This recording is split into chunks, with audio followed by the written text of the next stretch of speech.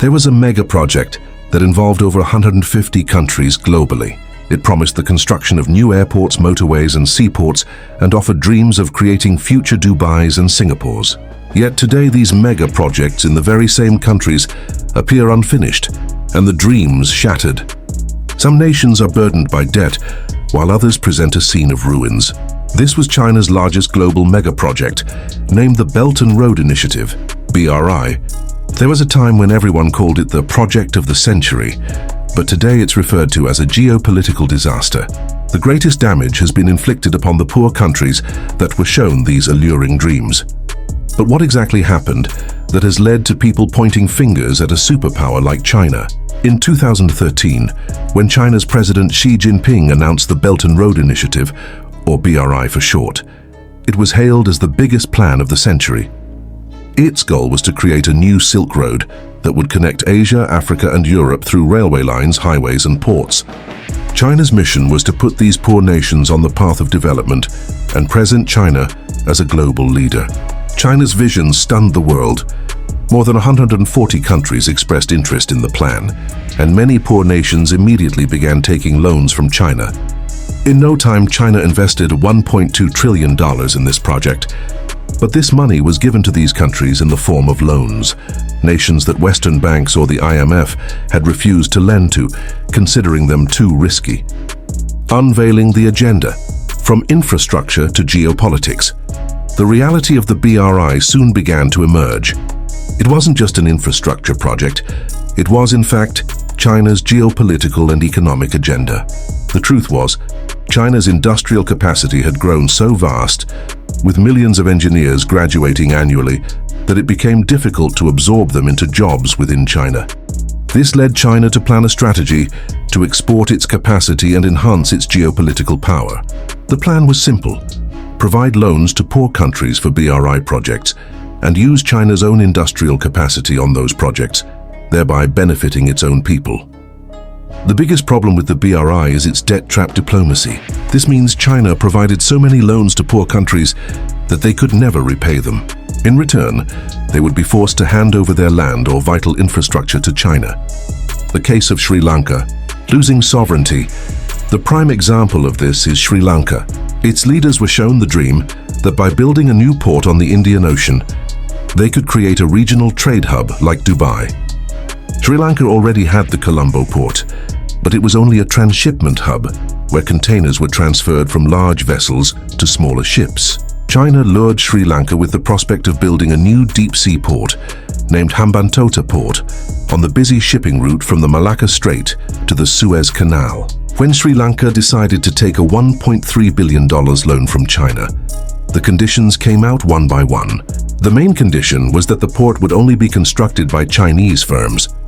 The interest on the loan was low, but if the loan wasn't repaid, China had the power to seize the project. Construction was completed, but the Hambantota port never became operational.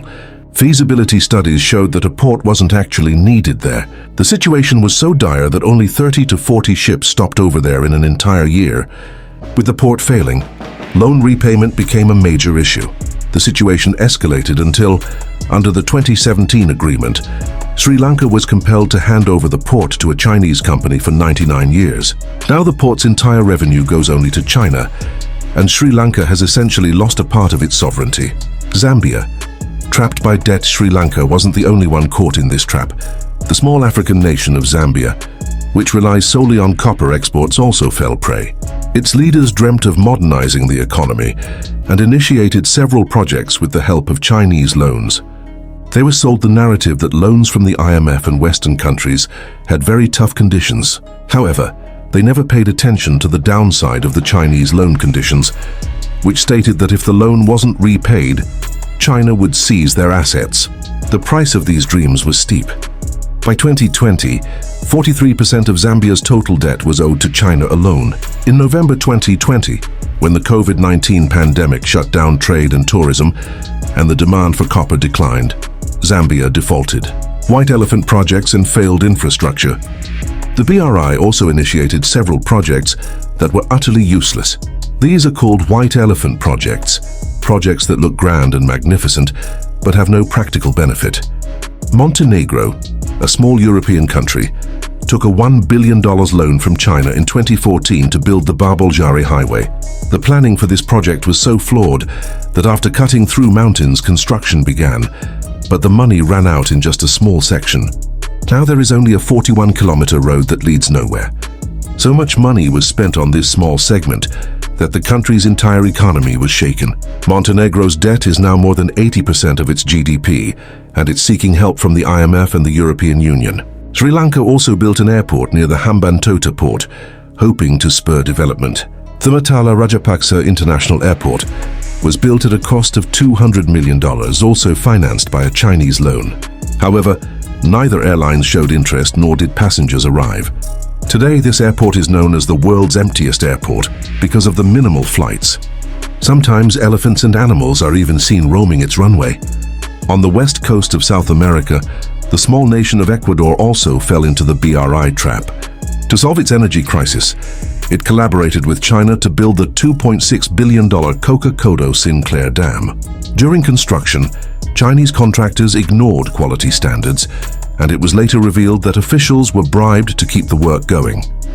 The result, the dam's walls now have more than 17,000 cracks. This project is at risk of collapsing at any moment, which could become not just an economic disaster, but a massive human and environmental crisis.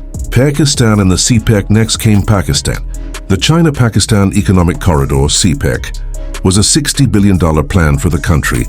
Pakistan hoped CPEC would bring electricity, jobs and development, but most projects were delayed or failed. The people of Gwadar protested extensively against the lack of water, electricity, and the Chinese government's presence. Job promises weren't fulfilled, and Pakistan's debt burden continued to grow. The situation is now such that the Gwadar port, which was once under Pakistan's authority, is now controlled by China. China takes 91% of its revenue, while the remaining 9% goes to Pakistan. The global repercussions. The BRI suffered its biggest setback when Italy, the only G7 country that joined it, announced its withdrawal. China had not given Italy direct cash loans, but had signed memorandums of understanding, MOUs, promising Chinese investment and trade deals. However, most projects never materialized, and Italy gained very little economically. Consequently, Italy later called it a big mistake and exited the BRI. Besides Italy, countries like Malaysia, Myanmar, Bangladesh, and Nepal also either cancelled some BRI projects or renegotiated their terms. Witnessing this failure, the US and Europe have launched their own alternative initiatives, such as the Partnership for Global Infrastructure and Investment, PGII, and Europe's Global Gateway Program. These plans promise transparent and low-interest loans to help countries avoid China's debt trap. However, in a resulting geopolitical shift, the relations between China and Russia have strengthened. Russia, feeling isolated after the war against Ukraine, sought closer ties with China through the BRI. This is forming a new geopolitical axis that could pose a fresh challenge to American dominance. BRI 2.0 and the future. After 10 years and trillions of dollars spent, the Belt and Road Initiative is being considered the biggest foreign policy failure in modern history. The primary reason for this failure was that the BRI was never intended for development, but rather for China's own interests. China wanted to export its excess industrial capacity, gain access to raw materials, and increase its geopolitical power. Additionally, most of the loans China provided were in Chinese yuan, as China aimed to promote its own currency. Today, the Belt and Road Initiative stands at a crossroads. China is attempting to rebrand it as BRI 2.0, focusing more on digital infrastructure, green energy, and sustainable projects. However, the world is no longer ready to trust mere promises. Countries will now only accept projects that offer real economic benefits, not just an increased debt burden. Was the BRI beneficial for China? The question remains, while the BRI caused so much damage to other countries, did China benefit from it? The reality is that China did not achieve exactly what it wanted. China aimed to increase its control globally, but the BRI instead earned it the label of debt trap diplomacy. The BRI also slowed down China's own economy. The liability of recovering billions of dollars in loans and managing the projects it seized has now fallen upon China. On the other hand, through the BRI, China has acquired direct or indirect stakes in over 100 ports worldwide, which is highly beneficial for its export economy. If the entire BRI network is completed, it will be the longest road rail sea connection from Asia to Europe, covering 65% of the world's population. We hope you will like and share this Learn video. Thank you very much for your loving comments. See you in the next fantastic video.